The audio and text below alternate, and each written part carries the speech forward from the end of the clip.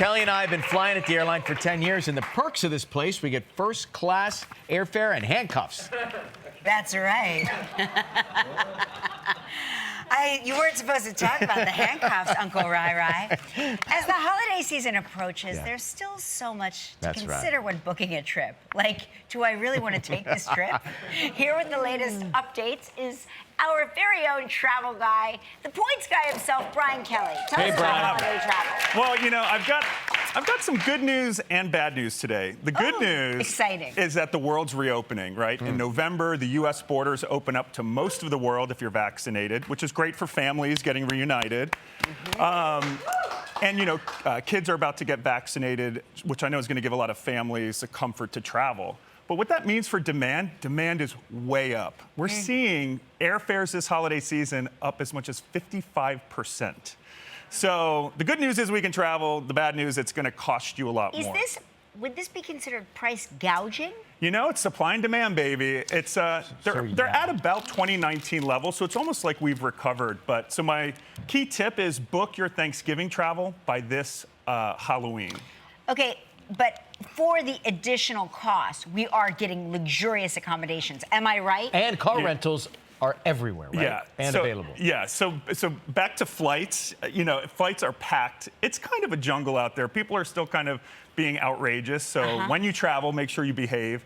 But for Christmas and New Year's, we recommend booking by Thanksgiving. So, you know, you gotta play ahead of the game because not only are fares up, but flights sell out these days. So that's packed. The hotels are packed. You can't find a car to rent. I mean, is that true? The car rental shortage is crazy. So 65% of adults are going to travel by car this year. So rental cars are up 200%, and they sell out in advance. So book as far in advance as possible. Book directly with the car rental agency, and join their loyalty program. What about if one is traveling abroad? What are the things to think about a little differently if you're going that far? Yeah, so every country has different guidelines, whether it requires vaccination or a COVID test. And most countries will require you to fill out a passenger locator form where you pre-register what hotel you're going to stay at.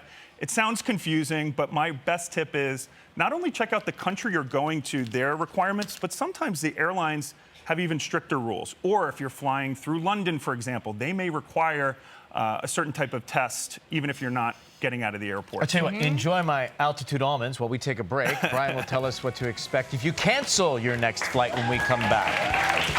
We're back with the points guys. So, Brian, what penalties can one expect if you're canceling a trip? Well, most airlines now let you cancel or change flights for free, but what you need to watch out for is basic economy tickets. So some airlines will still charge that fee if you book the cheapest ticket. So when you're buying a ticket, make sure you understand, especially if you think you might need to change your ticket, don't go for that super cheap because you'll get hit with tons of fees. But when using frequent flyer miles, most airlines now also let you get all your miles back. So that's what I tell people. If you've got all these miles sitting around, use them, because if you need to change your trip or don't feel comfortable traveling, they give them back. You get everything back.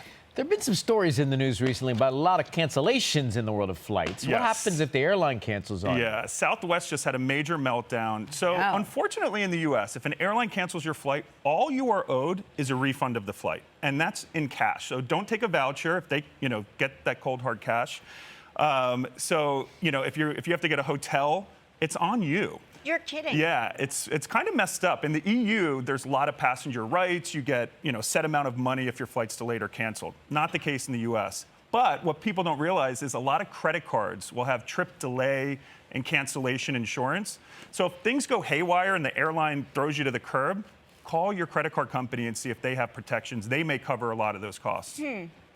That's really good advice. I'm just thinking about, like, we need, like, passenger rights here, and maybe that will tamp down some of the incidents that we've seen where people are so I can't believe the things we continue to see. I mean, in the air. In the air. It's out of control. And the airline, the flight attendants are under so much strain and duress. It's so unfair. Yeah, if there's one thing this holiday season, be nice to flight attendants, gate agents. They are all so overworked. Yes. I always want to get on the mic and do some announcement of some kind. You know what I mean? Just make sure you take pictures of it. So. Yeah, content. Hey, great to travel with you. Thanks for coming. For all these tips and more, go to our website. I believe it's kellyandrayan.com. I believe you're right. We'll be right back with the inbox after this.